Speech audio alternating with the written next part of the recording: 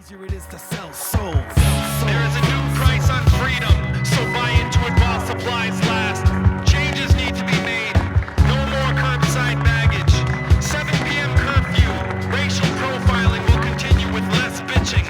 We've unified over who to kill, so until I find more relevant scripture to quote, remember, our God is bigger, stronger, smarter, and much wealthier. So wave those flags with pride, especially the white part. We're selling addictive 24-hour candlelight vigils in TVs. Freedom will be defended at the cost of civil liberties. The viewers are glued to television screens, stuck, cause lots of things seem too sick. I use opportunities to pluck heartstrings for theme music. I show you which culture to pump you. All right.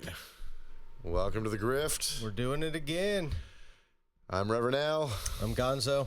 And as always, it has been a week. Yes, it has. A wonderful week for insider trading. It has been a really amazing week for insider trading. So, last week we had just talked about the tariffs being announced. Yeah. That's where we left off. Oh man. They were announced on Tuesday of last week. They went. The market started reacting on Wednesday of last week. Yeah. It was Wednesday of last week, right? I believe so. It's hard to pay attention to what day anything happens on these days. But yeah, last week. Well, I guess they were announced to go into effect on the 2nd, which would have been Wednesday. Right. And but it was like 4:30 p.m. It was after market closed on Wednesday that he formally announced everything. Yep. And then Thursday and Friday were a bloodbath. Monday was a bloodbath. Yeah, it was bad. And then, so over the last 3 months, the markets are still way down, even after this bounce that happened. But you had well, hasn't the bounce been erased? Yeah, so today, like a big chunk of it. Yeah. The Dow Jones was down like 11%. The S&P was down like 13 to 15%, somewhere in there. And NASDAQ was down a significant percentage as well. And then he announced the pause, but it wasn't really a pause because the 10% was still going into effect. Are they? It's hard to tell. Yeah, it was something there's so the little reciprocal clarity. portion was going to be paused. There's so little clarity over what's actually happening. Yeah. That I don't think anybody is going to know for sure until goods show up at the ports and they find out whether tariffs are being assessed or not. Which is the fun part. So a bunch of companies have just announced that they're not doing U.S. deliveries, a bunch of international companies. Jaguar being one of them. They're just because... Yeah, we know somebody who needs parts for his Jag. Yeah. Who just can't get them. Yep. And he's not a rich guy. I mean, it was just a gift from his parents, so a used Jaguar. It's a used Jaguar, but Yeah. it's got problems. It's got problems. It's got them. Are they just problem-ridden vehicles? Yes. Okay. Because they're beautiful. They're fast. They have some cool things about their performance. Is this just because they're British? Yeah, but their engineering is nowhere near that of the Germans, basically. No, they're British. And never were. Everybody I know that's ever owned a nice Jag has spent more time with it in the shop than they've had it on the road. It just is what it is. But they're pretty. They're nice. They're very pretty well cars. crafted cars. They're just not They're well elegant. Yeah, they're just not as well vehicles. engineered as say when the Germans. they run, they're great. Exactly. Right. But yeah, so Jaguar announced that there's not going to do U.S. deliveries until there's some clarity on what the tariffs are going to be because No one knows. Yeah, and that's the thing. He announced the pause. He said it was on 75 countries. Didn't say what the 75 countries were. It seems to be a lot of confusion over whether this is a pause on all the tariffs or just the reciprocal part, and the 10% is still going into effect. The way he worded it, you could go either way. Yeah. You could believe it. Either one could be true the way he announced the pause when he announced it. Right. And an economist I was following on Twitter had pointed out that based on what they'd read from the order and the announcement, the actual order itself, that a bunch of the tariffs were still going into effect against most countries at just that base 10%. Now, he could have changed his mind about that, too. We don't know. We don't know. No one knows. I don't know that they know. Yeah. I don't honestly think he knows what his own tariff policy is right now, this instant. Yeah, it's it's the 25% retaliatory tariffs that the EU is going to hit us with. So by backing down the retaliatory stuff, so there's the reciprocal. It's so many layers of tariff on top of tariff, and China is still getting hit with it hard. 125%. And Effective immediately. it's He announced it, and he announced the pause, and then said effective immediately. China was getting hit with 125%. China is considering banning all Hollywood films. what? Yeah. They're just not going to allow any Hollywood films to be legally released in China. Oh, they'll have bootlegs. Oh wow, They'll have perfect digital bootlegs. But yeah, that's like a multi-billion-dollar market. That's about 10% of the global box office that Hollywood pulls in. That's Jesus why so Christ. many films are like weirdly watered down to meet Chinese standards. Right. Whenever Like, Hollywood, anything China comes up, they're nicer about it. Yeah. it's why it's weird things like you don't see ghosts as much. Okay. Like yeah. you're not allowed to portray ghosts in Chinese media. Interesting. All So Hollywood doesn't portray ghosts. Demons. right. So like you wonder why Mephisto hasn't popped up in the MCU yet. Oh. There's part of the reason. So we're not if seeing they- as many demons because that market is yeah. so big for MCU. Okay. And that's also why so many movies are just like kind of loud, dumb action with minimal dialogue, so they don't have to do much in the way of localization. Loud, dumb action doesn't need to be translated. It's just loud, dumb action. fair. Okay. So yeah, this is dumb. But I was looking at this list this morning, or it was yesterday. I was listening to this list of items that were going to be hit by the Chinese tariffs, right? And like the cost of a car seat going up $100. They're not cheap to begin with. Yeah. So the cost of a car seat going up $100. The cost of like the iPhone going up by $1,000 Yeah. because Yeah, like the a $4,000 iPhone. Yeah, like it's nuts. And there's not a way around it. Like at a minimum, moving manufacturing, like any manufacturer that wanted to move back to the U.S. was looking at 3 years, Right. to do so. It's just how long it takes. Building factories is not an instantaneous thing. No. Even if you're just retooling current machinery to do new things, that takes a long time. Yep. And you have to import the dies and the tools and everything you need to retool all your fucking machines. We don't make that shit here either. Exactly. So it's going to be really expensive and highly tariffed to build factories here. And China has spent 30 years specifically specializing its manufacturing to be basically the only game in the world for a lot of these things. Yeah, and the market's cooled again after the announcement. So we got a massive wealth transfer to insiders and billionaires. There was at least one massive trade betting that the market would go up.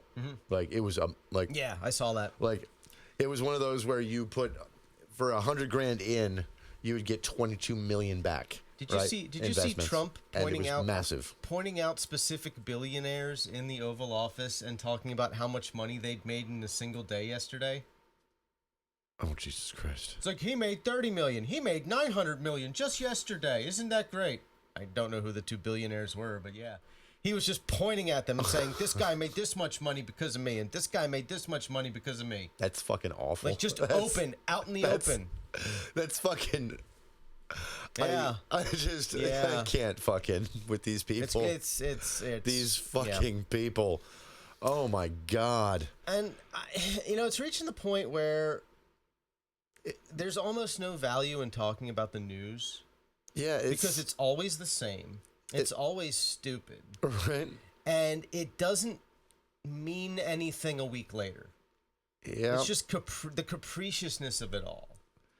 Speaking of which, the House has adopted a budget blueprint to meet Trump's big cut-it-all agenda after persuading a few of the holdouts. Yeah, the House also passed the SAFE Act. Which one is that one? The SAFE Act is the one that if it is passed as written, will basically take away the right to vote from all married women who have changed their last name. Because if your name on your birth certificate doesn't match your name on your ID, you're not allowed to register to vote. Wow.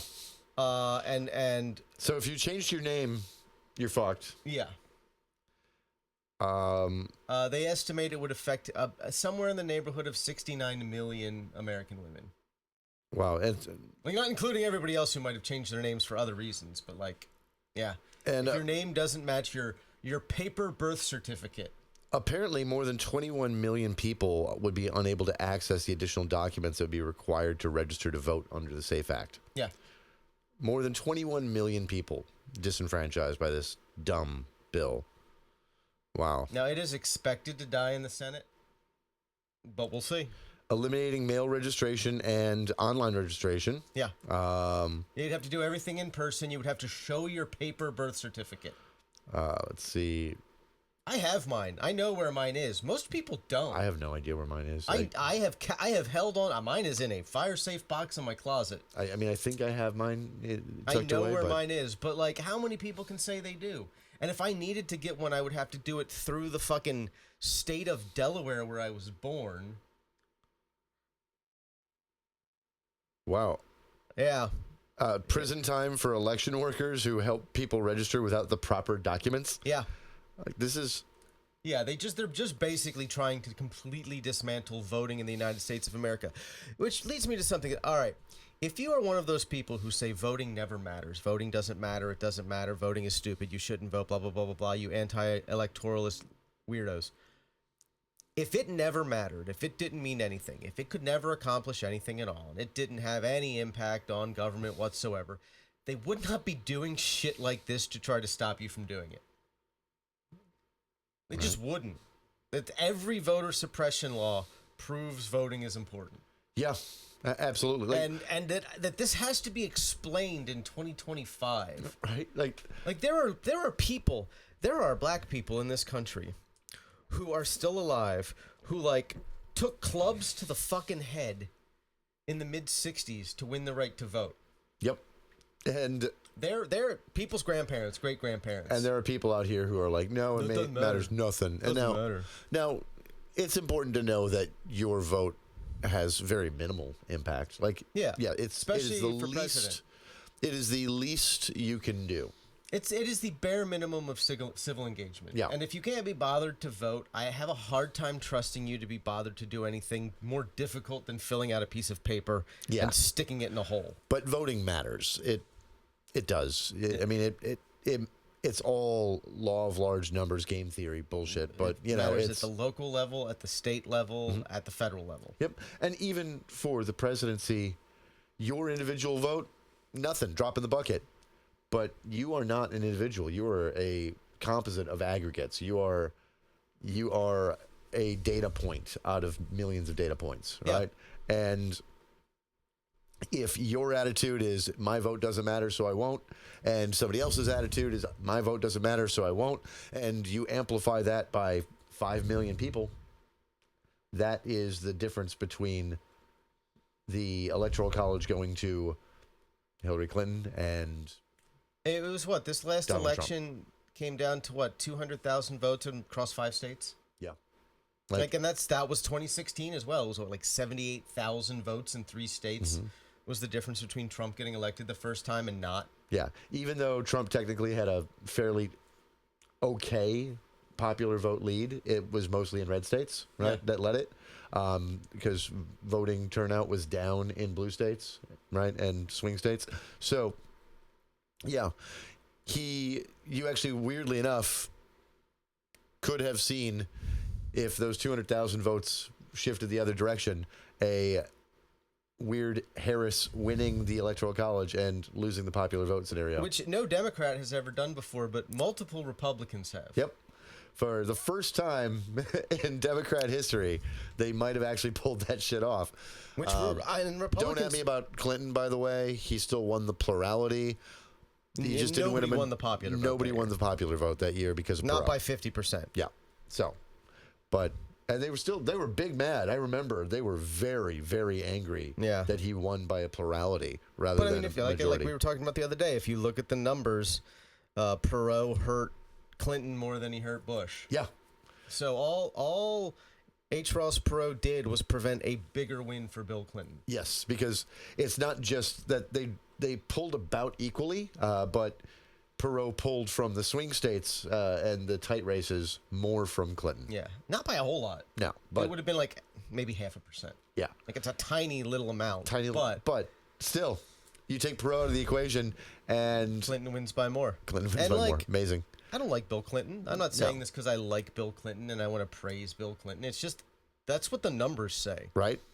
I don't like anybody who's been president. Speaking of which, North Carolina is still fighting over that Supreme Court race. They are trying to throw out 65,000 votes. Those voters have 2 weeks. It's 2 full weeks. I think it's like 2 weeks of business days to verify their vote.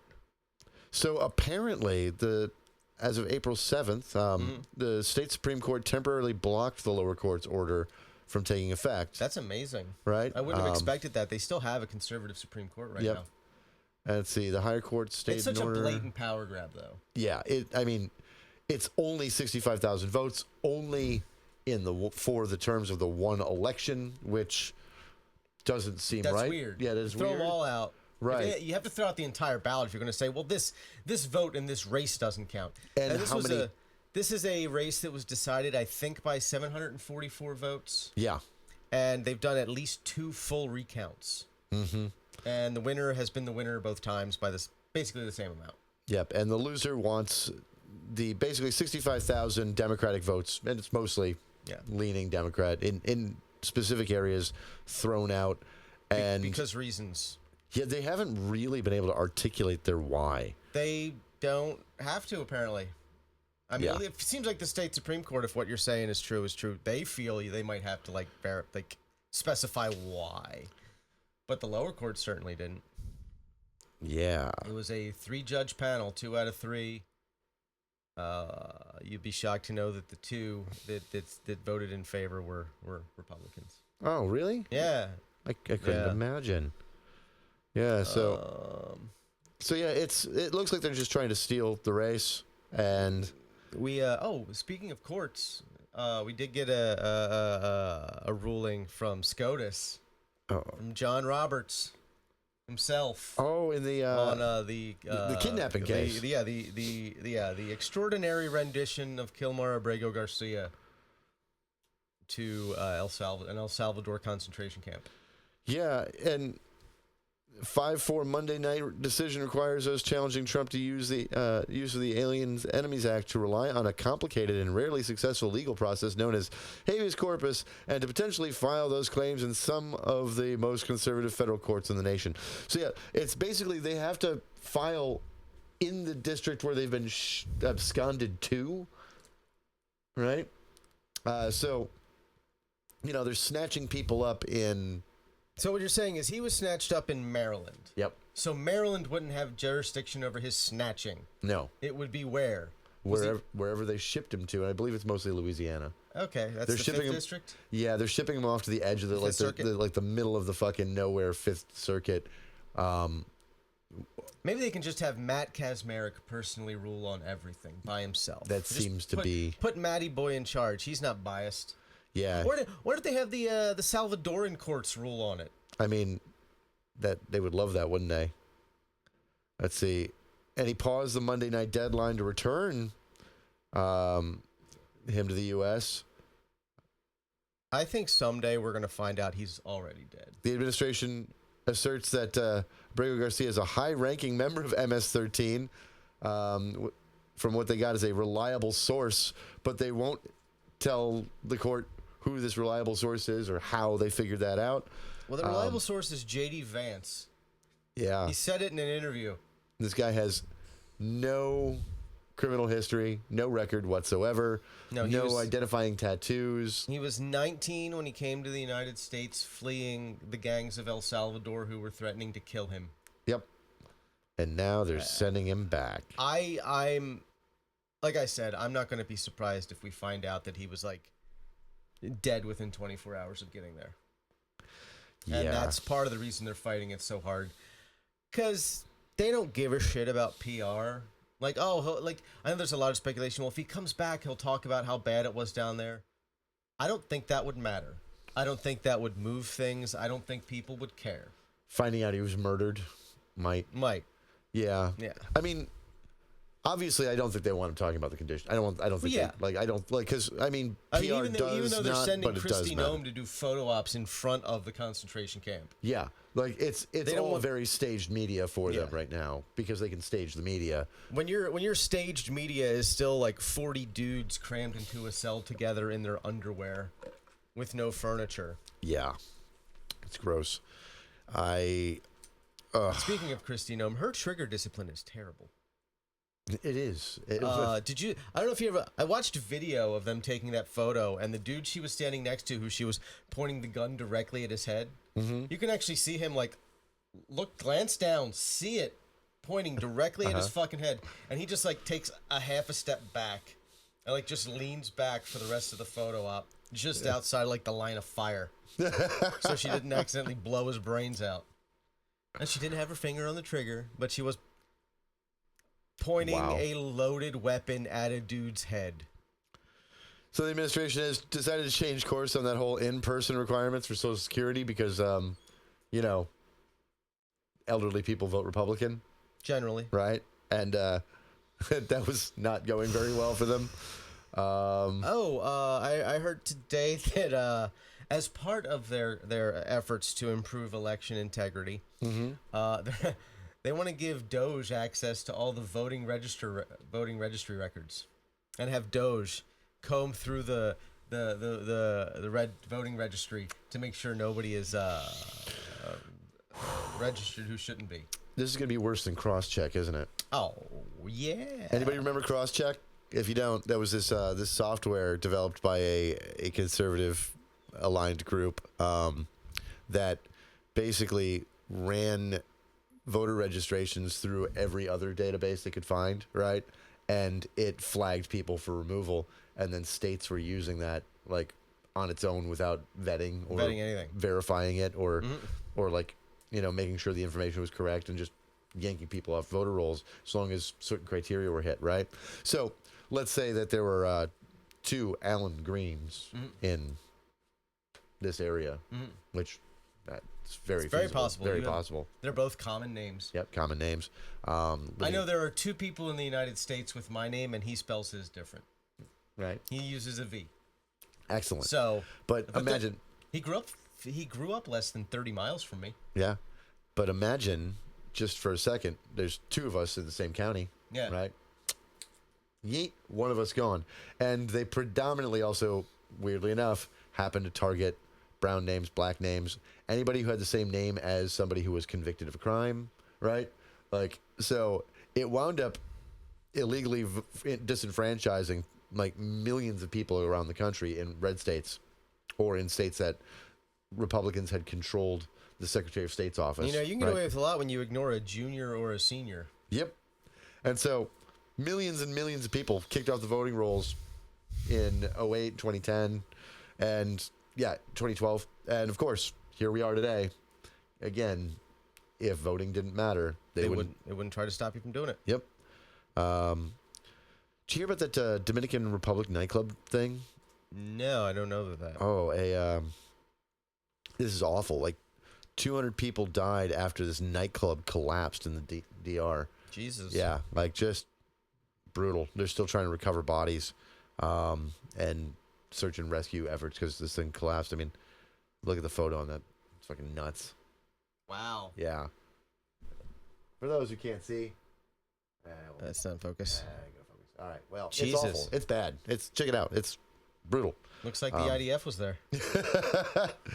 Oh my God. What was? They have officially declared Rafah wiped off the face of the map. Yeah. This city is several thousand years old that is now gone. It's gone. Wasn't the town in the fucking Bible somewhere? Like, I can't keep track of my biblical geography, but it was there. Yeah, It existed at the time. Wow. And Rafa's in the south where they told everybody to evacuate. Yeah, it's funny how that works. Where they put the... Wow. I saw something today came out. Apparently, not even the Israeli government expected us to let them go as long as they did. They thought maybe like 10 days, 2 weeks, and we'd be like force them to stop. Oh, Jesus Christ. And it's just hasn't. We're like 18 months now. 19 months. No, we just go ahead, whatever. We don't care. I mean, Joe Biden being a committed fucking Zionist was a huge part of the problem. Yes. Donald Trump not giving a shit about humans at all. Like, yeah, he doesn't care about anybody. Like, I don't even like. I used to always say that he didn't care about anybody, but he at least cared about like 2 of his kids because he wanted to fuck one of them. I don't even think that's true anymore. Like, I still think he wants to fuck her. I don't think he cares. Mm-hmm. Yeah. Speaking of, also, yeah, U.S. starts monitoring immigrants' social media for anti-Semitism, quote unquote. Of course, did you say mean things about Benjamin Netanyahu? And let's be honest here. They are almost definitely not just monitoring immigrants' sentiments about the Israeli government. Yep. Because if you notice, they don't actually define anti-Semitism. Nope. And it's anybody who supports violent ideologies and anti-Semitic terrorist organizations such as Hamas, Palestinian Islamic Jihad, Hezbollah, Ansar Allah, aka the Houthis, and it's endorsing, espousing, promoting, or supporting anti-Semitic terrorism, anti-Semitic terrorist organizations, or other anti-Semitic activity as a negative factor. What about Stormfront? Of course not. What about the Aryan Brotherhood? Of course not. I mean, remember, the Nazis... What about Nick Fuentes and his 6 million cookies? Not him either. But remember, the Nazis, they... Didn't they? Did Trump say that they loved? They loved. They showed love to their prisoners. To their prisoners. To their prisoners. Holy shit! Maybe he meant it. Maybe he meant it in a Frank Booth. Love letter is a bullet from a gun, straight to your heart kind of way. Maybe he's just a big Blue Velvet fan. He's just a big David Lynch fan. That's what he meant, right? Right? Yeah.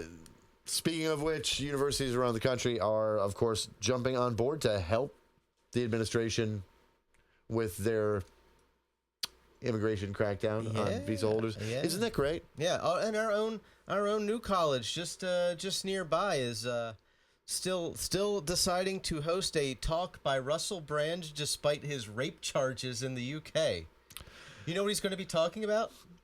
What is he going to be talking about? Cancel culture. Oh, of course he is. He's going to be talking about the dangers of cancel culture as he flees rape charges in the UK. Jesus Christ. To go to Sarasota. This is nuts. If you see a tall, bearded Englishman, stay off the streets. Walk the other way as quickly as possible. Sarasotans. Yeah. He's in town. He's on the prowl. If you're over 17, you're probably safe. We're apparently trying to cut a deal with Panama now. We've pressured them enough that they're going to try to exclude Chinese shipping or something through the canal. I don't know. This is more silliness. It's stupid. It'll change in a week. Yeah. Except I honestly think that China and the EU are going to realign themselves closer to each other. Absolutely. When this is all done. Absolutely. It's the smart thing to do. Yeah.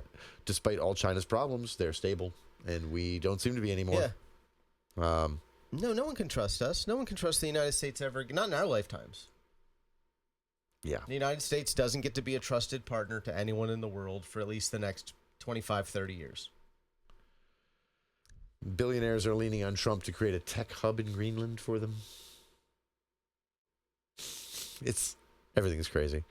I don't even know where we begin with this bullshit. Like, this is all like I said, fucking bad. It's the same every week, but stupider. And none of it feels like it actually has any meaning. Like, they're just throwing things out there. Yeah. Oh, did you see they removed Harriet Tubman from the National Park Service's website about the Underground Railroad? They removed Harriet Tubman. They removed any mention of enslaved peoples. From the Underground Railroad. They did decide to promote a series of commemorative stamps celebrating black-white cooperation. Commemorative U.S. postage stamps. That's the Underground Railroad's National Park Service's website now.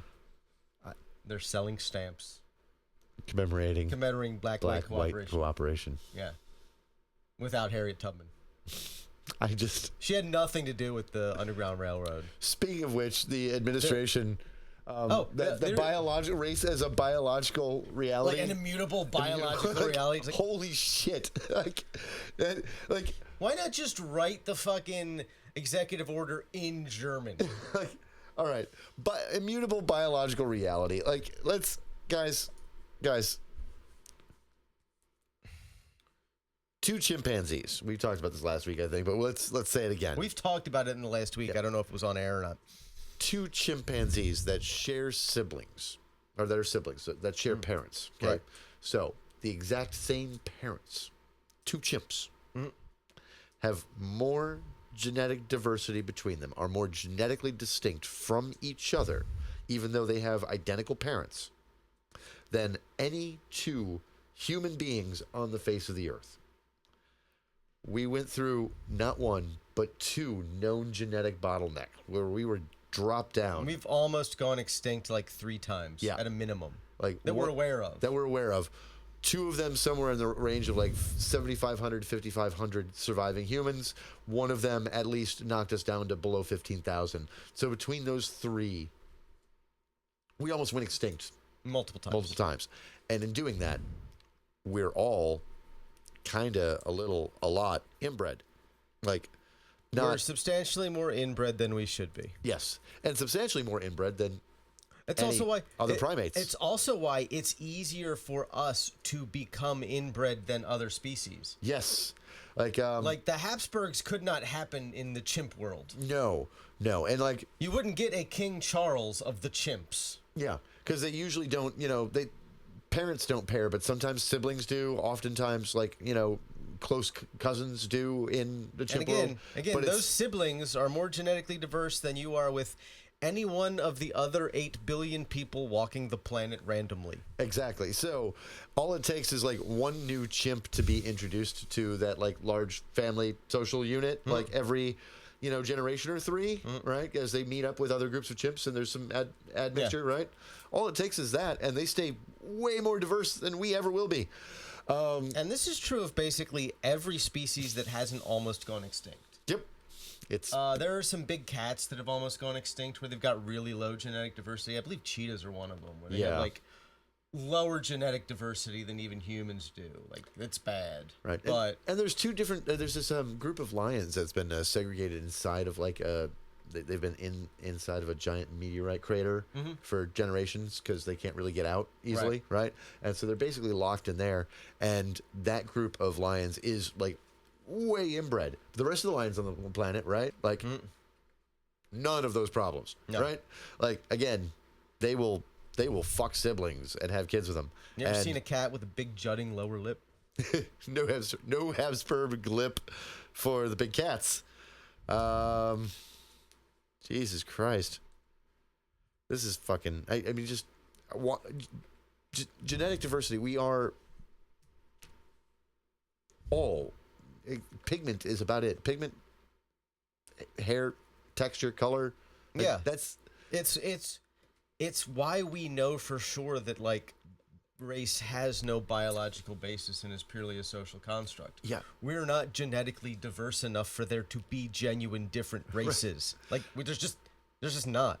Yeah. Especially when you take into consideration that among humans, the most genetic variation is found in Africa between Africans. Yeah.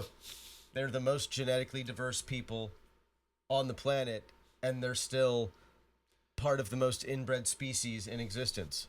Yeah, because remember, dear especially to your white supremacists and Western values or Western values, fucking assholes. How do you think white people came about? Like, a small group of us left Africa and went someplace. In multiple different waves of migration. Yep. But to places where there wasn't as much sun. And they had to lose their pigmentation because they couldn't produce enough vitamin D. Yep. That's it. It's all about vitamin D production. So here we are. And I used to have this series of Time Life science books when I was a kid. My dad bought them for me. Those were so cool. They were so cool. Whole series of books. And I remember there was one chart, and it was just, it started with someone who was born, like, and whose ancestors were from, like, on the equator. Mm-hmm. And it just, like, had different people at different latitudes going further and further north. Mm-hmm. And it was just this perfect gradient of skin tones. Yeah. And they didn't even have to say anything. But just looking at the photo, the first thought was, I don't know where the line is between black and white. Right. And I was like 4 looking at this picture, and I noticed that as a small child. Because it is just a gradient from the equator north. Yep. Not so much the equator south, because that's not where people migrated to. Right. At that early on enough for the skin tone to change. Yeah. I mean, we went north. More land masses are habitable north than south of the equator. Right? And they're different land masses. Like, especially at the time, you go back 50,000 years.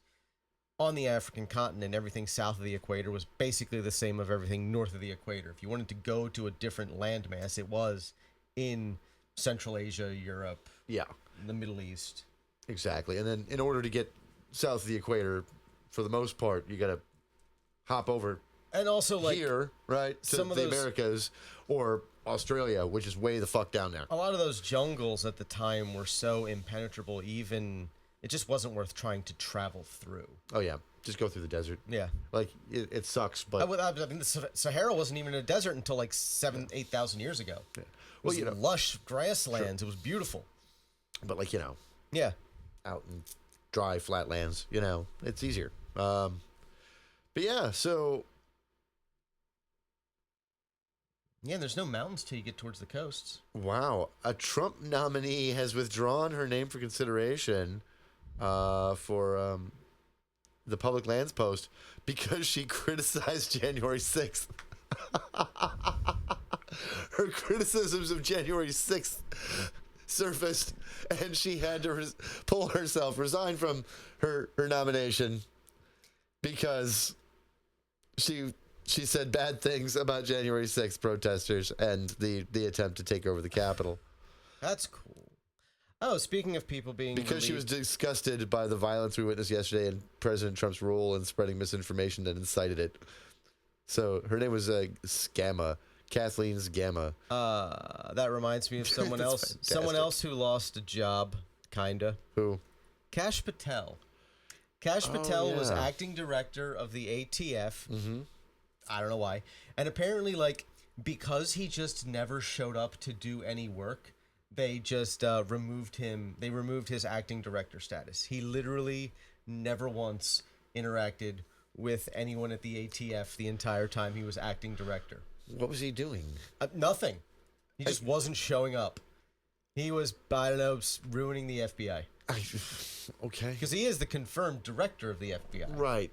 But, I mean, you'd expect him to, like, I don't know, try to roll in the two agencies together or something? Nothing. Like, you know what I mean? Like, he did nothing, apparently. To the point where they just removed him as acting. The Trump administration removed him as acting director. For being... not doing his job. Yeah. Whew. These are people who don't want you to do your job.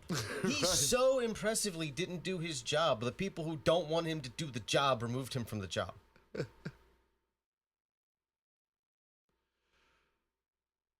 Wow. I don't... Yeah. Like I said, at a certain point, I don't know what to say anymore. Oh, Mahmoud Khalil, when pressed for evidence, the government just cited its power to deport people over beliefs. Oh, they can just deport people over beliefs. Yep. So they're just like, yeah, we don't care what evidence we have or don't have about this guy. Legal permanent resident Yeah. The only right he did not have yet was the right to vote. Correct.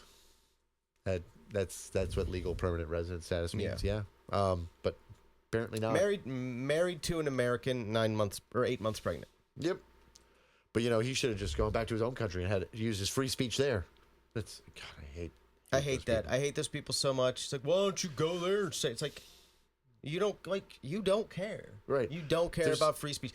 I would be. There's a reason that we are that country. You're supposed to come here to exercise your free speech. The fact that these fucking people fabric. still call themselves free speech warriors, like to this day, they're like, I am a free speech warrior. I am a free speech absolutist. If you say something the government doesn't like, you should be kicked out of the country. Like, those are mutually exclusive ideas. Are you sure? Because I am positive. I'm actually. There are a few things that I'm absolutely 100% sure about in this world, and those being mutually exclusive ideas happens to be one of them. It sounds very much like that's not the case, and that Nick, and I understand. If you don't agree with the government, you are wrong and don't deserve free speech. Free speech means supporting the Trump administration and the MAGA agenda. Free speech means I can say slurs without repercussions. Right. And you know what? You can say all the slurs you want. The government's not going to arrest you for saying slurs. But soon they're going to arrest you for... The cops aren't going to kick your doors down for saying slurs. But soon they will arrest you for creating repercussions for anybody who says slurs. That's about where we're at. That's about where we're at. The free speech will be enforced upon us by it'll be the tolerance of intolerance forced on us at gunpoint, right? But if you happen to dare opine about something that the government doesn't want you to, that's it. You're done. You're done. You gotta go. Which reminds me, Carolyn Levitt has confirmed that Trump is serious when he says he's trying to find ways to deport legal U.S. citizens, natural-born U.S. citizens. Now, I don't know where you deport someone who was born here, too, because deportation definitionally means sending someone back from whence they came. So that came on the heels of them floating the idea of, or asking if they were going to start sending U.S. citizens to these prisons in like El Salvador, where we're, and basically the gist comes down to it would be way cheaper on our system. Yeah, $25,000 a head. Yeah, it's cheaper than for us to just send them down as slave labor to South and Central America, right? And so I think they like the idea. Here's my favorite thing, part of her rhetoric. She's like, these are the most heinous, vile, violent, dangerous criminals walking the streets. Well, if they're that fucking dangerous, why are they walking the goddamn streets? Yeah. Also, 90% of the people they've deported so far have no criminal records. No criminal records. Nothing. 90%. Now, that doesn't matter when they're not given due process anyway. But they have snatched up a bunch of, and it's mostly legal residents. That is the other insane thing here. Is, again, this is not a major illegal immigration crackdown like they promised. It is a crackdown on those who have taken the steps to be legal or try to get legal, right? Visa holders, people who came here seeking asylum, who were granted asylum. Temporary protected status people. These are all legal forms of immigration. Yep. And of course, those who came here illegally but tried to get legal, like DACA. Yeah. Right. They are trying to get the IRS to hand over the information for every single undocumented migrant who has been given an employment ID number so they could pay taxes and Social Security despite being in the country illegally. And the IRS has always refused to hand that information over. It's legally protected. No one can have that information. They are trying to force that information to be handed over to Doge. Yeah. So Doge can then tell ICE whose door to kick in. It's going to be bad. And of course, DHS is going on this like rampage to discredit and destroy the life of the former director of CISA, CISA, Cyber Intelligence Security Administration, I believe is what it boils down to. Basically, they did like rumor control. They monitored like fake news, fake posts, like bot farms, etc. And now they are targeting this guy who headed that up and calling him like a propaganda agent and a traitor. Yeah. And they've revoked his security clearance. And I don't know if you've been paying attention to any social media platform lately. Oh, they've gotten bad. It's at least half of the comments left are left by bots. Yeah. Like obvious bots. They misspell things. They're confused. They make comments that don't have anything to do with the video you posted. It's incoherent, rage bait gibberish. Yeah. That feels like it was translated by ChatGPT from Russian to English. This guy, of course, he was his agency was very involved in like basically helping prove that the Dominion thing was bullshit. Oh, right? Speaking of Dominion, Newsmax lost its fucking libel lawsuit, $1.6 billion judgment. Good for them. It couldn't happen to a nicer group. $1.6 billion judgment, and the Trump administration is trying to specifically punish the law firm that brought the suit and handled the case. They are, yes. Yeah. Several top law firms that do business with the government and handle cases against the government have been targeted by executive orders. One of them, I'm pretty mad because they basically came to this agreement to like do what the Trump administration wanted them to, which is bad. Not only are they like, you as the law firm can't have access to government buildings or government property again, which is on its face illegal. Yep. If you as a private entity use that law firm as your lawyer for any reason, whether you are arguing against the government or not, you are ineligible for government contracts. Yeah, it is targeting their clients. And again, now thing is even government contractors that are friendly with the government most of the time, like most adversarial government legal work is through entities that are friendly with the government most of the time.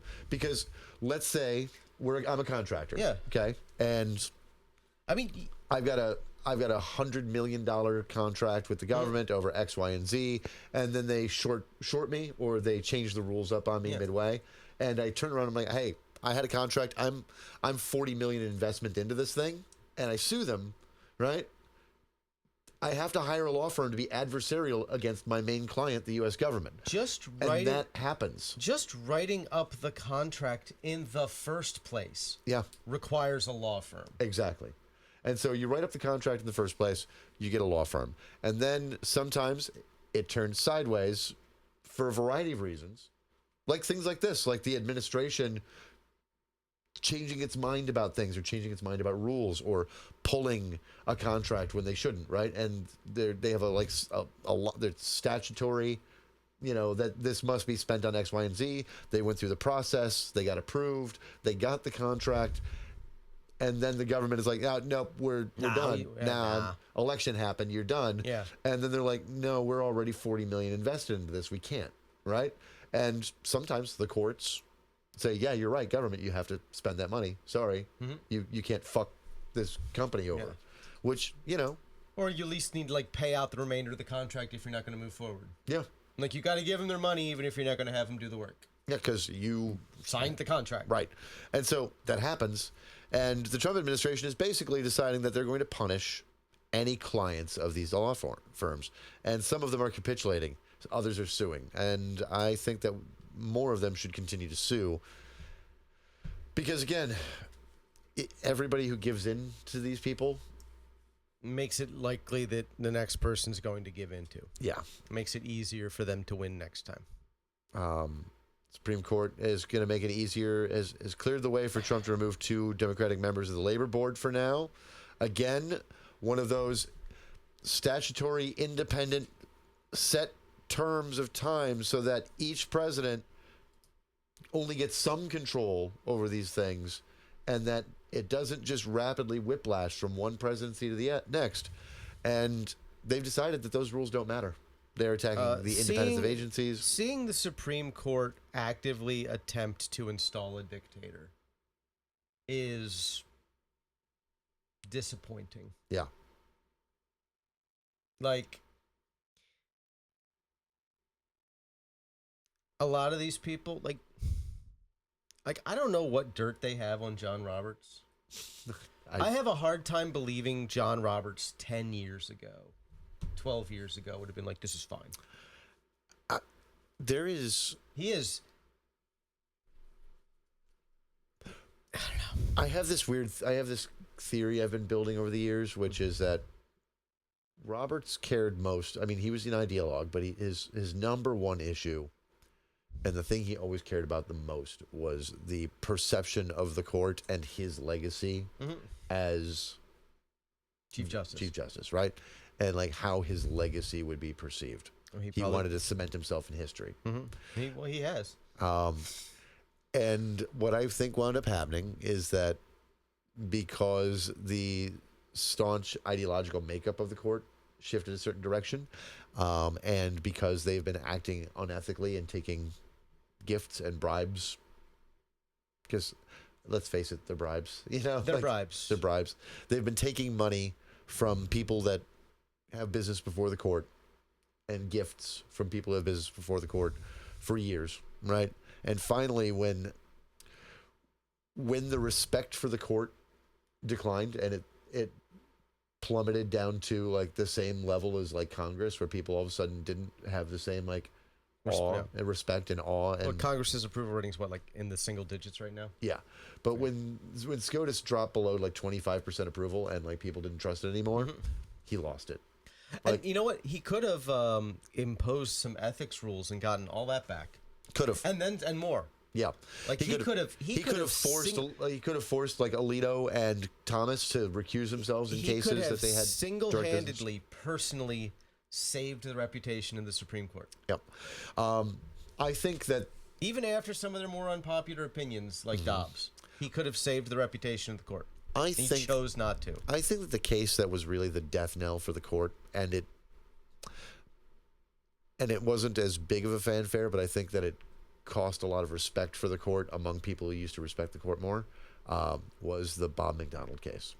Yeah. I think that the 9-0 decision, which also fucked the libs on the court for this one too, the 9-0 decision to overturn his conviction by redefining a bribe. Right, by redefining a bribe and by neutering federal corruption laws. I don't know I know you know this. Yeah. I don't know if our listeners are aware that what they basically did is if you bribe someone but you pay them after they do the thing, it's a gratuity, not a bribe. Right. And you remember the no tax on tips thing that they were pushing? Yeah. Gratuity. Bribes would no longer be taxable income under that because they'd just be gratuities. Holy shit, I didn't even think about that. Yeah.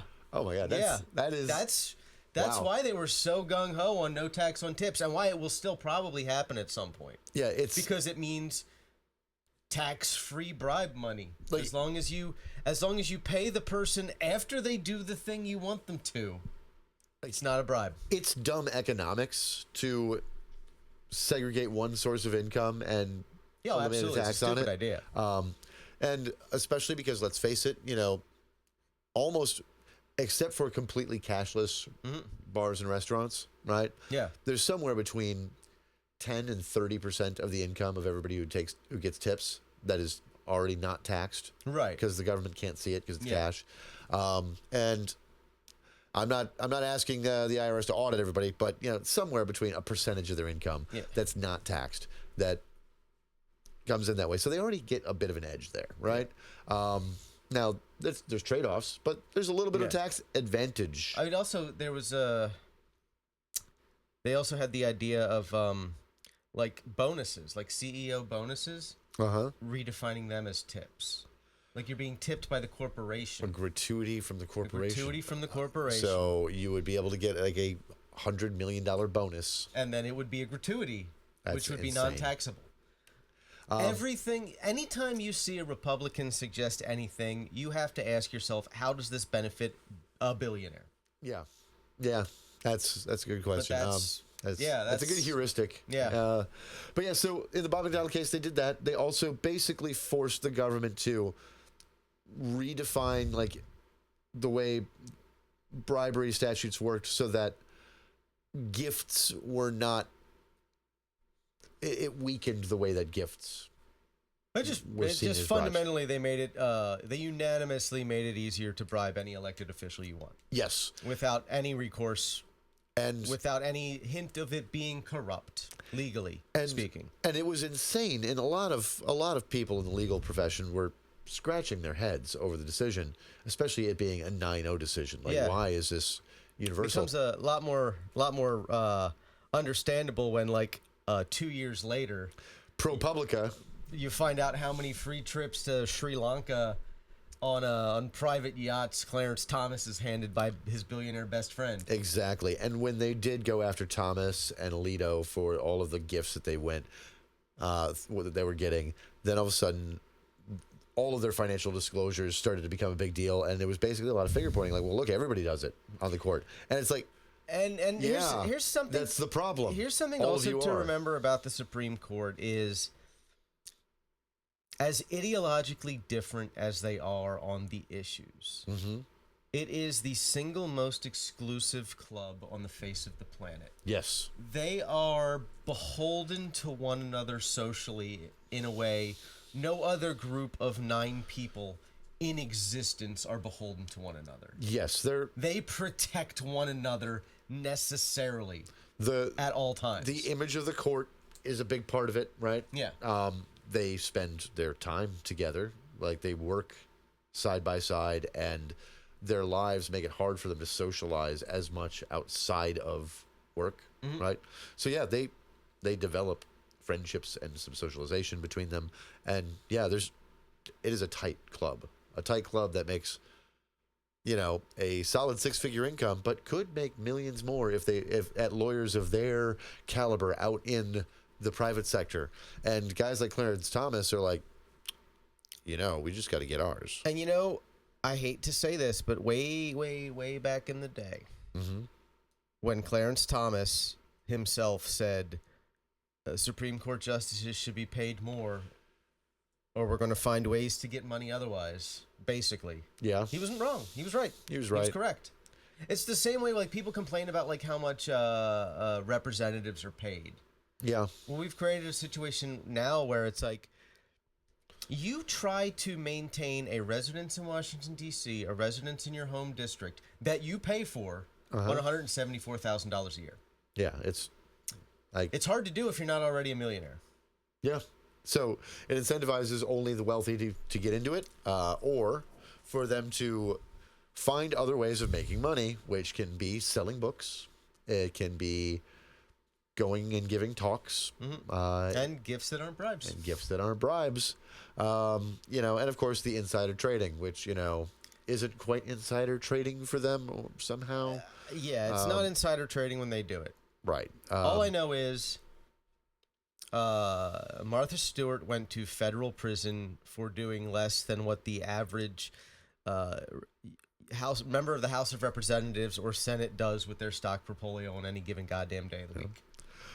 Oh, 2 American Airlines planes clipped each other's wings at an airport.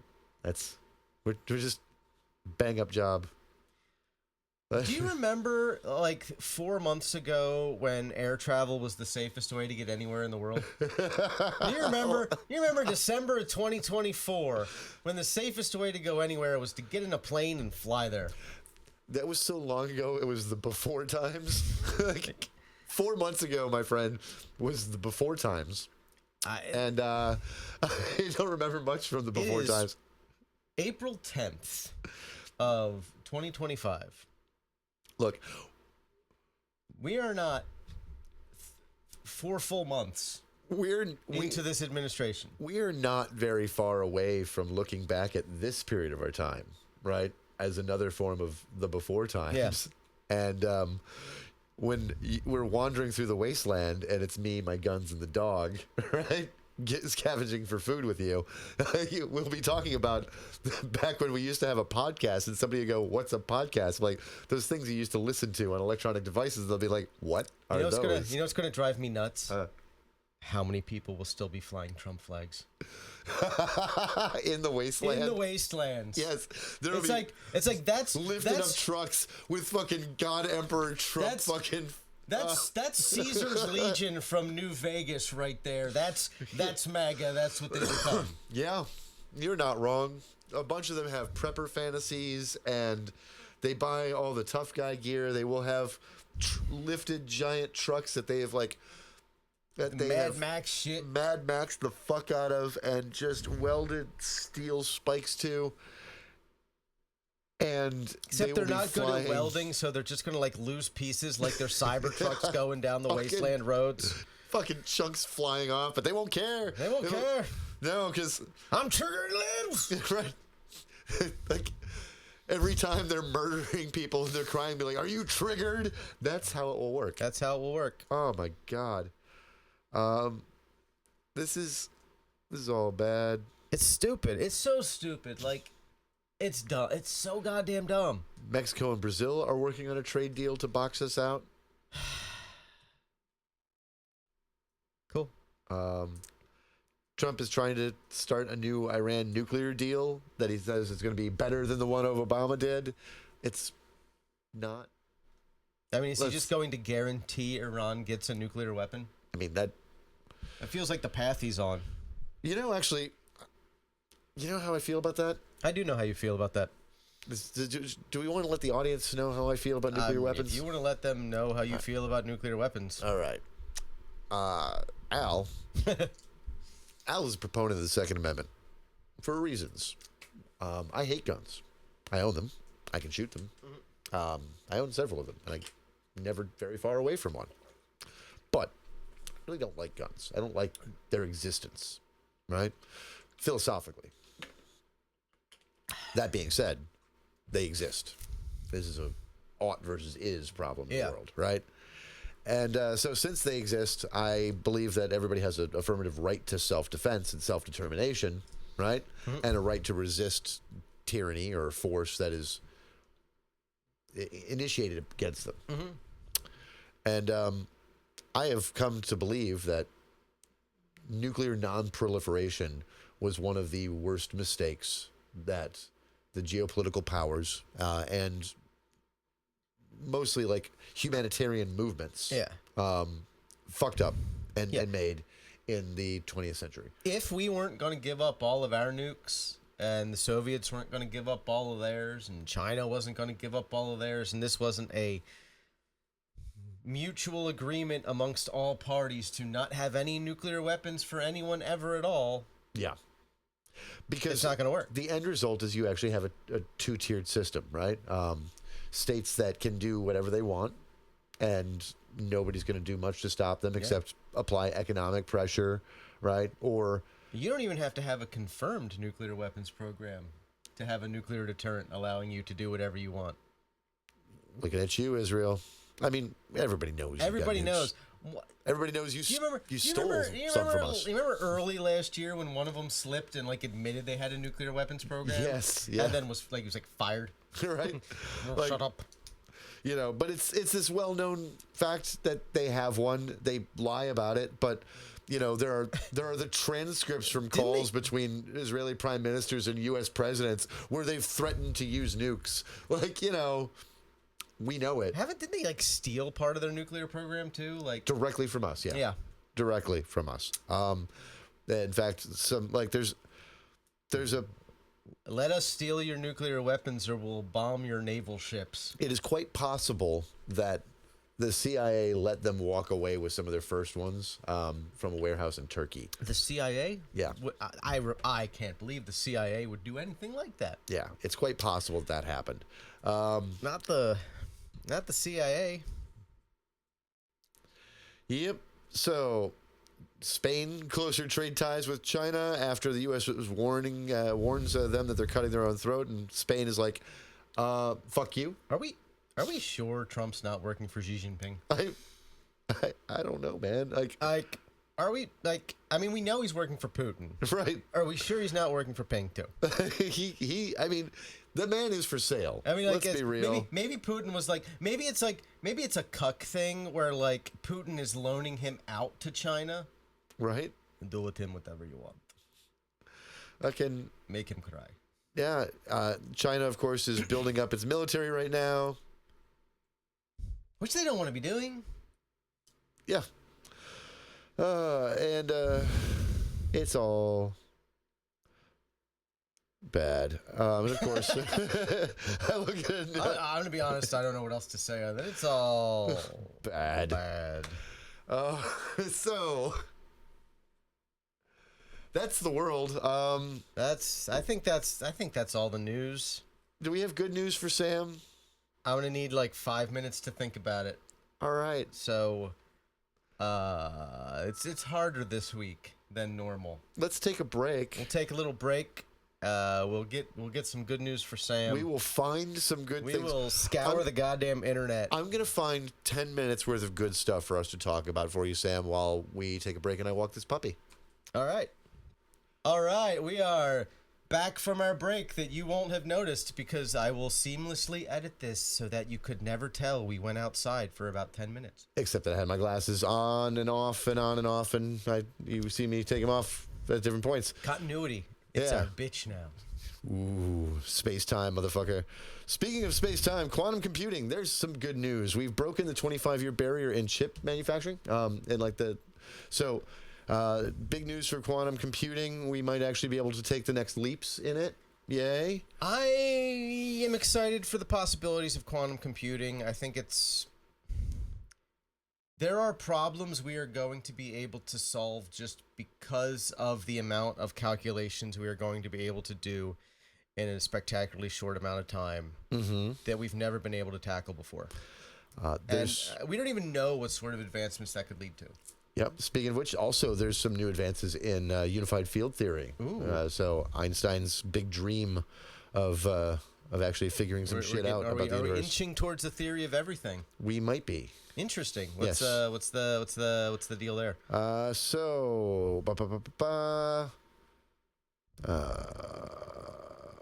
New perspective, new nonlinear Maxwell's equations. So they're adjusting their calculus, and there's a new paper in the Journal of Physics conference series on new nonlinear generalization of Maxwell's equations. And it focuses on mostly electromagnetic fields and generalization of geometry. It solves the big riddle that they had, apparently. Now, I don't know the rest of this. I couldn't explain it to you, but that's cool. And so, yay. Electric charge as a local compression of space-time. Interesting. I'll have to read more on this. Yeah, it sounds fascinating. And let's see. Another piece of good news, The Last of Us is already renewed for Season 3. Yeah, it sounds like Season 2, which starts in like 2 weeks. Yep. Is basically going to cover about half of the second game, which Neil Druckmann had already said over a year ago. Fair. And, so, for those in the know, I think you will be pleased with the amount of Pedro Pascal you get this season. Nice. I think you'll be pleased. And it seems test audiences liked it, so they're just going to go ahead and renew it already to finish it up. So that's dope. I was scrolling through the science news to look for good news. This one's just fun because it could be bad news, could be good news. It's on par with the universe as we know it, which is astronomers are shocked to find that our galaxy's nearest neighbor is being torn to shreds. There's a satellite galaxy, a small, like, one of the little galaxy that's really close to us that basically dwarf galaxies, that is circling our galaxy, and it's apparently just being ripped apart. Well, I mean, they say that even though it's like several billion years away, it's like 5 billion years away, the early stages, despite it being 3 million light years away, the early stages of our galaxy's merger with Andromeda have already begun. Yep. Like, we're already sharing intergalactic gases with each other. That's dope. Yeah, and we will one day become... We'll all be gone. Well, yeah. Earth will be gone, because this will be after the sun exhausts its nuclear fuel Yeah. and expands, and it'll expand out beyond the orbit of the Earth, engulfing all of the inner planets. Yep. And then it will. It's not big enough to go full supernova, Right. so it'll one day like cast off its outer layers and shells, and a white dwarf will be left behind that will spend hundreds of trillions of years cooling down into what is at this point only a hypothetical star called a black dwarf. The universe is not old enough for any of them to exist yet, Nice. because they take trillions of years of a white dwarf cooling to become one. What do you think the odds of no human will ever see it. what if that sucked Jupiter into its gravity? I wonder what would happen. What if what sucked Jupiter? Like once the Earth expands outward, or the Sun expands outward towards the inner planets, and now the gravity of Well, that's right? the thing. The mass of the sun will stay the same, but Right. the volume will be bigger. So the overall gravity of the sun will Will stay remain pretty the much the same. same. Okay. Yeah, it'll remain until it casts off all those outer shells and it's just a white dwarf. Interesting. Okay. So when it goes red giant and it expands out by another 93 to 95 million miles, it'll still have the same mass, so it'll still have the same gravitational pull, basically. Interesting, okay. It's just like, oh, I also saw, there's been all this speculation about a Neptune-sized planet, like way out in the outer solar system, like Okay. out in the Kuiper Belt. That's why it would explain some of the really weird off-axis movements of like a lot of major Kuiper Belt objects. Okay. That they can't explain otherwise. Mass-wise, the only thing that explains it is something with the mass of a large Neptune-like object Okay. out there doing that. But it doesn't have to be a planet. Oh. It could be a grapefruit-sized black hole.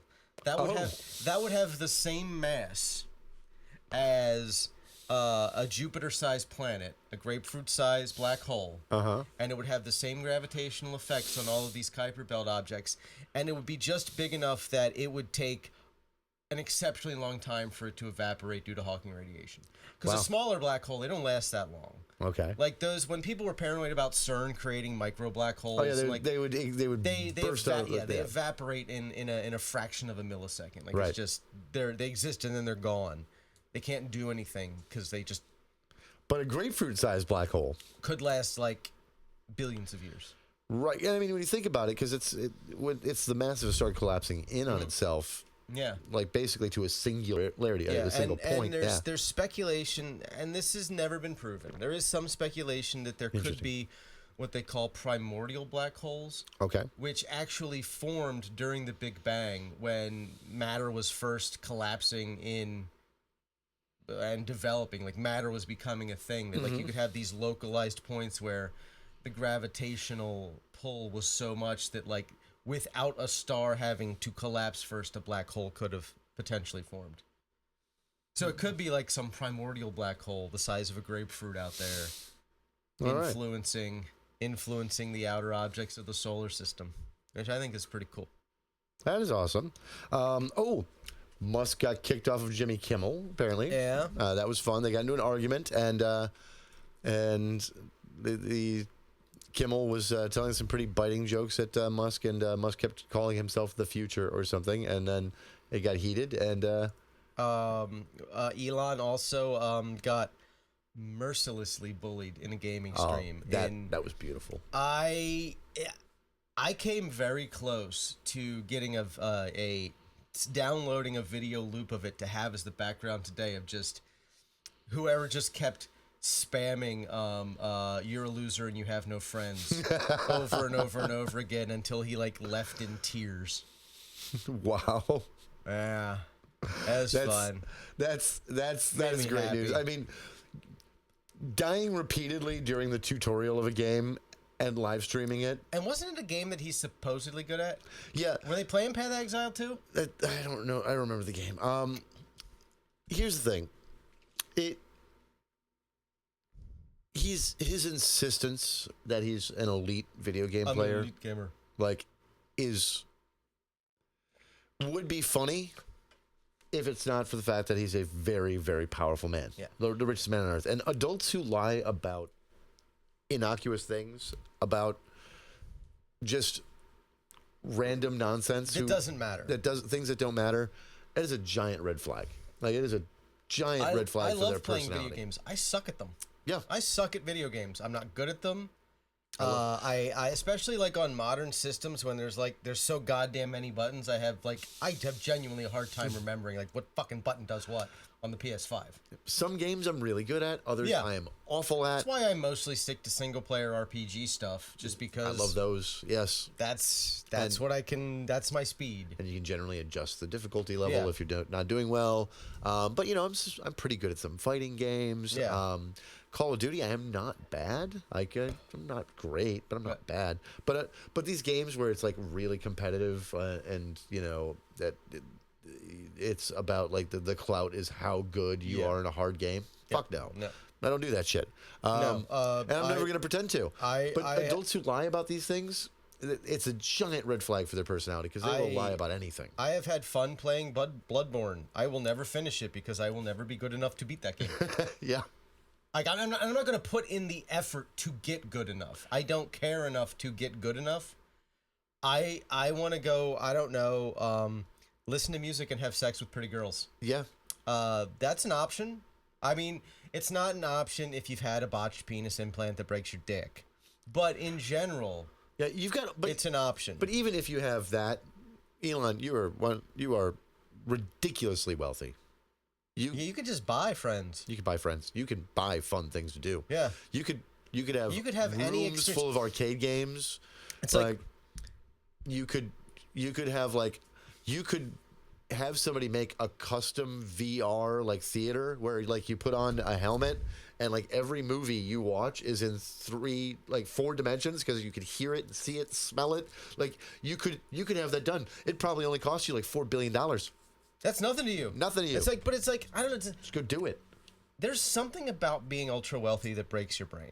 Yeah. Because you look at J.K. Rowling. She could have any experience she wants. Mm-hmm. She's not unfathomably wealthy. I don't even think she's a billionaire anymore. She gave a good chunk of her money away and she bought a fucking castle. Right, but she's still worth hundreds wealthy. upon hundreds of millions of dollars. She could have any experience she wanted. She could allow her family to have any experiences she wanted them to have. Instead, she spends 18 hours a day in a mold-covered room bullying asexuals on Twitter. Right. Like, that's not healthy. There's something wrong with you, Joanne. You need serious psychological help and some desperate mold remediation. I've seen the pictures of the room you sit in. Her net worth does still hover around $1 billion. I mean, with them redoing the entirety of Harry Potter. And of course, the castle still has the value of the castle. Right. So, it's... I don't even know how you value a castle. Well, I mean, she was willing to pay... She was willing to pay a couple $100 million for it. So, But it's mold-ridden, and it's driving her insane. The black mold has gotten to Joanne's brain. And, it's like The Last of Us. Yeah. Which... I'm looking forward to that. I'm looking forward to that. We got season 2 coming up soon. We got season 2 of Andor coming up in 10 days. Right. Speaking of which, did you that newest Daredevil? Did you see it? Yeah, I watched it before you did. Oh, awesome! Yes, it's one of the rare times I watched it before you did. Wow. Yeah, that was a good one. That was good. If you are not watching Daredevil, get on it. It's quality. It's really good. It's the best the MCU's been in a long time. Yes, since Endgame. Yeah. Yeah. And I have loved some of the stuff since Endgame, but I, like Moon Born Knight, Again is better. I loved Moon Knight. Moon Knight's my favorite Marvel character. Yeah. I did not mind She-Hulk. I thought there were some problems with it, but it had some pacing issues, but it was good, and it was comic accurate. That was the thing that blew me away. People complaining about it. It's like, have you read the fucking comic book? She breaks the fourth wall all the time. Like she was breaking the fourth wall. She does girl boss shit all the time. She broke the fourth wall before Rob Liefeld invented Deadpool. Right. Like, she was breaking the fourth wall in the fucking mid-'70s. Yep, she was the first, the OG to do this shit.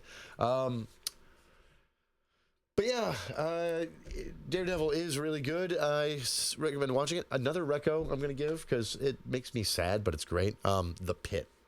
Watch it. I've heard very good things. If you like drama, and you want to feel something, I have not watched the final episode just coming out. But it's basically told in real time, right? It's told in real time. It's a 15 episode season. The first 12 episodes are following like a really terrible day in a trauma center ER, right? So a typical day in a trauma center ER. Yes, but they like all suck all the time. Yeah, they all suck all the time. Especially like this is set in like a high volume one, right? So it's got all of the problems that come from that, right? Including like 5, 6, 8 hour wait times out in the waiting room, right, etc. And the triage, keeps like people angry because everything critical goes first, which means that the people who are there from sniffles, bumps, bruises, or they thought they were having a heart attack, non-fatal injuries, but didn't check every box. They're just waiting all day, right? And they just keep getting angrier and angrier and angrier. So they keep showing that, but it's like it is set like on the anniversary of another doctor's death was the start of it, right? So Noah Wiley's character is like haunted by that because it was his mentor, right? And he usually doesn't work that day, but he decided to work, and everything goes wrong. Everything goes wrong. And then you get 3 more episodes squeezed out because their day couldn't get any worse because it keeps foreshadowing that there's like a troubled teen out there who wrote like a list of girls that they've been trying to get a hold of. His mom's in the ER, right? Yeah. And the other thing they're foreshadowing is that there's a music festival going on. Oh. Yeah. Oh no. And then they do a 103 patient mass casualty event for the last 3 episodes. Jesus Christ. And it fucking Noah Wiley broke me. I cried with him. Like I just like I'm watching the show and I just start fucking tearing up. It is that good. I still remember the worst day at the hospital when I worked there.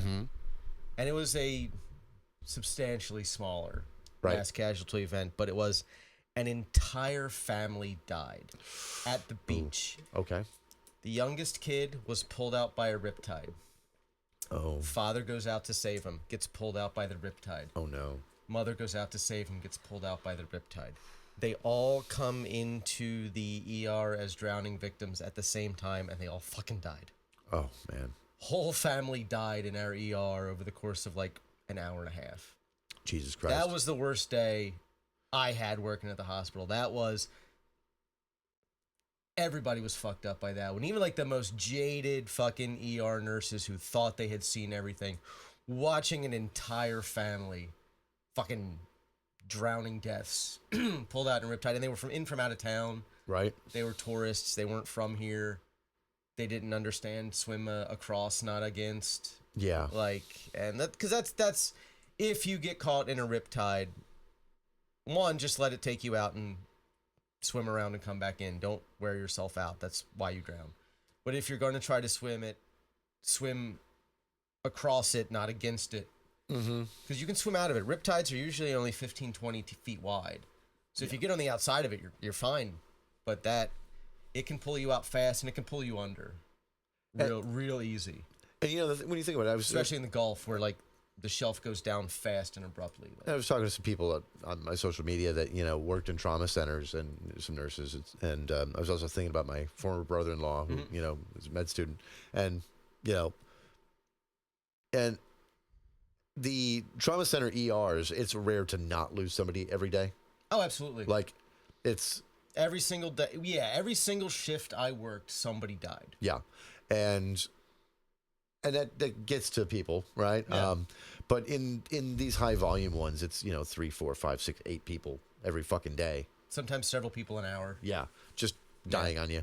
And you get car accidents that have 8 people who are all critical. Like, this has got to be the worst. But the show, it really captures it. And everybody I know that works in the medical industry is like, oh, this is really realistic.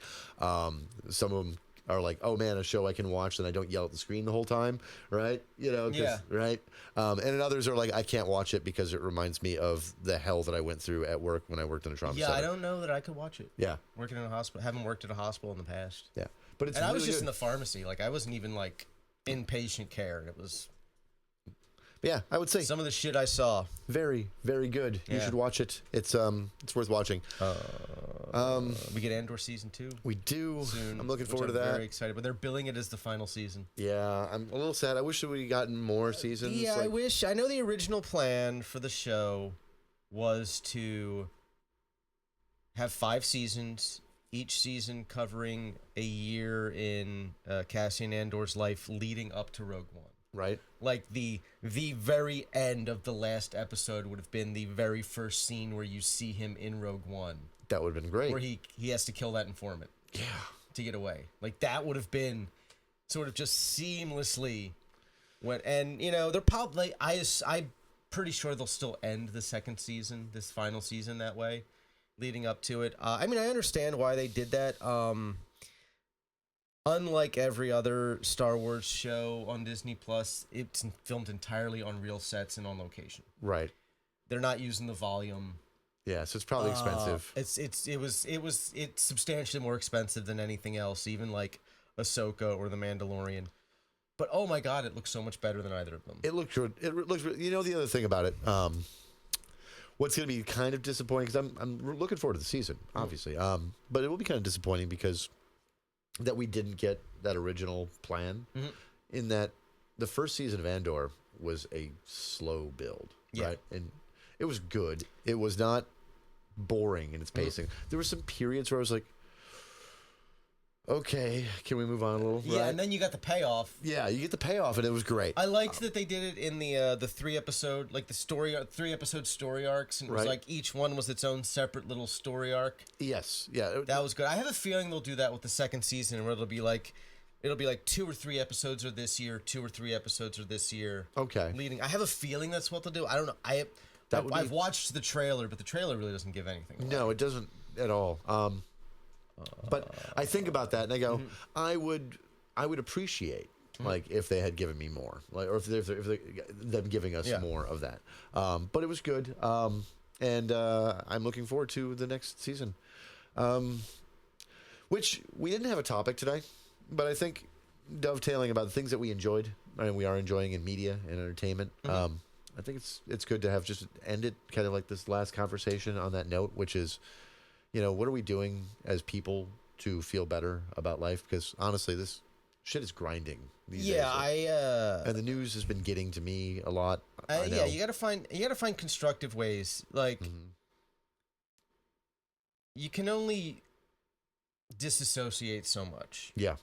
Before it starts to become unhealthy and problematic, and you end up just doing more damage than the disassociation aids you. Yeah. I've been there. I know you've been there. Everyone we know has been going through that lately. It's been really fucking ugly.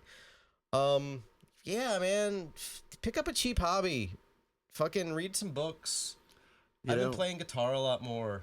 I bought a guitar pedal. It was my little splurge, and I'm enjoying the hell out of it. Nice. But, you know, spend time with friends. Spend time with family. If your family doesn't suck. If they do, don't. No pressure. Find family that doesn't. Yep. You can always find family that doesn't suck. Your chosen family is often better than the original. You're chosen for a reason. Yep. And, but, you know, get some hobbies, get something that interests you. Take a break from the news if you have to. Like, you don't have to. If you can. Like, some of us can't. Some of us can't. You've been better about it than I have. I have been trying to view less of it. I look at it a lot still, but yeah, no, it's been my hyperfixation since childhood. I don't see that changing anytime soon. But yeah, it has been mine my whole life too. But that's the problem. Like right now, everything is so fucking. And like we were saying, like we were talking about, it's nothing. It's never anything. Like it's a new horror, but it's never new. Yeah, like it's the same dumb bullshit with a different coat of paint on it. I have a couple of friends, and one of them is always asking me, hey, this thing, is it possible they're insider trading? Hey, if they're doing this, is it illegal? Hey, if they're doing this, why are they doing this? Why are they like, you know, every time I kind of give a, you know, you're asking the pointless question. Yeah. Right? They're doing it because they can, because it's self-serving, and because nobody can stop them. Yeah. Right now. And I really don't want to fixate on the minutia of how are they doing this, right? Because I know how they're doing it. I hate to say this. The only way this changes is if his popularity craters to the point where moderate Republicans, and yes, they do still exist, even though they desperately try to pretend otherwise, right, more moderate Republicans or more traditionally conservative Republicans Yep.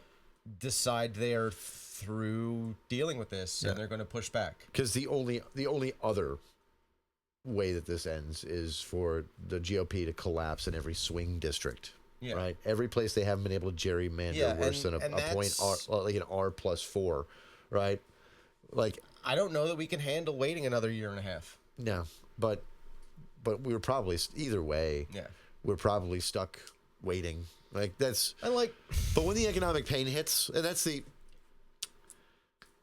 it's coming. We all know it's coming. yeah, right? we don't know when. We don't know what it's going to look like. But there's all. It'll these, be stupid. like- I know it'll be stupid. As I was looking for good news, I was self-inflicted. scrolling through the business news, and I couldn't find any. Yeah, and good news. like, but that's when the pain hits. And that's when things become real to people. and we are both lucky in that we are in the business of in our own small, very, very non-destructive way in the business of vice. Yes. We provide products to our customers that allow them to just enjoy themselves. Yeah. And they use it as a substitute for other drugs and alcohol. Right. And we'll see a dip when they start feeling financial pain. We'll see a dip for a little while. Yep. But we are going to weather this better than pretty much anyone else. Yeah. I hate to say this, there's the distinct possibility that we end up doing better than we would have otherwise because of this. Like, Yeah. we theoretically benefit from this. Right. And I still hate it. And I don't want it to happen. No, because I don't want this to happen to other people. See, I'm not selfish like that. Like, I don't want to watch the economy burn and go, well, I'm doing okay. look at how good this is for me. I'm going to buy the dip. Yep. Like, I don't want to do that. I don't want to watch everybody else do poorly. Right. And for those of us who are in a position where it is turning out okay or better than okay, and even well, right, to just capitalize on everybody else's suffering. Yeah, because I know for one thing, at a certain point, survivor guilt will start to kick in. Right. Like, it's going to get weird and awkward. Yeah. Where I mean, look, I'm not going to feel bad about surviving this in a lot of ways. Because I don't think anybody should feel bad about surviving, but you know what I mean. Yeah, like, I was hit in 08 to 2010 pretty bad, Yeah. right? And well, I was unemployed for 2 years yeah, because of the housing crash. I kept bouncing from one shit job to another, and like my income like stayed down or lower than it was before the crash. Yeah, I got lucky And when it was bad. we still had a functional unemployment system in 2009 when the real estate office I worked for at the time went under. Nice. We don't have that. We purposefully destroyed that in this state. Yeah, what is it? Max out at like $230 a week. 275. 275. And it was 270. I got the maximum in 2009, and it was $275. I got the maximum in like 2006, 2007 that Minnesota offered, and it was like over $6. Yeah. Right? Like, which guess what? Yeah. That a survivable number, right? And like, when I got let go from the hospital, the unemployment system was so broken. Despite the fact that I was completely unemployed from the beginning of October until the beginning of January, right. I never once successfully received any unemployment That's that entire awful. time. Jesus Christ. They kept losing my paperwork, and the website wouldn't work, and they couldn't verify this, and they couldn't verify that, and I had to sit on the phone for 3 hours waiting on hold to talk to a real person who would just hang up on me. Kind of Never once claimed an actual single unemployment payment between October 7th and January 4th. All right, look, Mickey Mouse belongs in the theme park, not in the way that we run the government. Because this Chicky Jack Mickey Mouse bullshit that we're doing, like, it's silly. The Florida government is just, it's bad and it's bad in a, like, it's inefficient, it's messy, it doesn't do anything good for poor people, it's mean-spirited, and now it's just carving up things that were like generational interests, like preserving the beaches and parks and wetlands. Yeah, right? our primary industries and all our livelihoods are dependent upon these things, and they're willing to just obliterate them. Yeah. And For short-term gains. I don't get it, but hey, that's why local politics matters. And Run for city council. Yep. Run for county commissioner. Run for school board. Run for your state house. Run for your state senate. I know it's hard because they pay you barely anything and you have to have a full-time job to survive at the same time, which is only encourages rich people to run, which is a huge part of the problem. It's even worse at the state level than it is at the federal level. yeah. And if you're not going to run, vote, call. We are in the midst of having to do a representative call blitz right now. Yeah, over in this current session of a bad really creative bad bill. Yeah. And you should look it up. It would be bad for kava bars, coffee shops, places that are worth tens of millions of dollars a year in revenue to the state. And despite it is more important to call now than ever because I am hearing stories about committee members being wary about moving the bill forward. Yeah. So the more wary they get, the more wary your local representatives get about doing something, the more you need to tell them not to do it because on any given topic, they maybe get 2-3 dozen phone calls. Yeah. And a phone call counts more than a fax, and a fax counts more than an email. Yep. Like there's a hierarchy here. If you can go talk to your representative in person, like that's worth 100 people calling on the phone. Yep. That's worth 100,000 names on a petition. But a local, a state representative, a state senator, they get a couple dozen calls on most issues. They start getting 100, 1,000 calls on anything. They freak the fuck out. Yeah, because that is full panic. Because that's the difference between election and not, re-election and not for them. Because their constituencies are smaller. The smaller the constituency, the more each individual has a voice. Right. And use your voice. Use it. Use your voice. Do not. There is one regular in particular who comes into the bar who loves him some kratom. Yep. I know he is a staunch Republican. Why he seems to love me as much as he does, fucking loves me. He loves all of us. But like, I know he fucking adores me. I don't fucking know. He will know about this bill. And I am sure he has friends in the state legislature. And make we will noise. use this, make noise. You gotta. You gotta. Yeah, that's. You gotta. It doesn't matter what it is. Your state. It doesn't matter how hopeless it feels either. No. A little bit of activism at the local level can go a spectacularly long way. Like, nothing is ever truly hopeless. It may seem like that, but no. Like some tactics may fail. That's like some efforts may fail, but nothing is ever truly I've had this hopeless. This one video of Harlan Ellison keeps popping up on my FYP on TikTok, and it's him talking about how all science fiction is inherently hopeful because all science fiction is predicated on the idea that no matter what tomorrow looks like, we will have a tomorrow. Oh. No matter what. It might suck. It might be hard. It might be miserable, but we will always have a tomorrow. I get. And all science fiction is fundamentally necessarily hopeful because of that. I like it. Yeah. I like it a lot. The idea that there is a future. And there is a future. Like, I mean, it may be in the wastelands. Things are going to get rough, but like as long as you are alive, there is a possibility of making your material conditions somewhat better. That is a good note to end it on. I think so. So what you need to do is make our material conditions better. Someday we will give you the means to do that.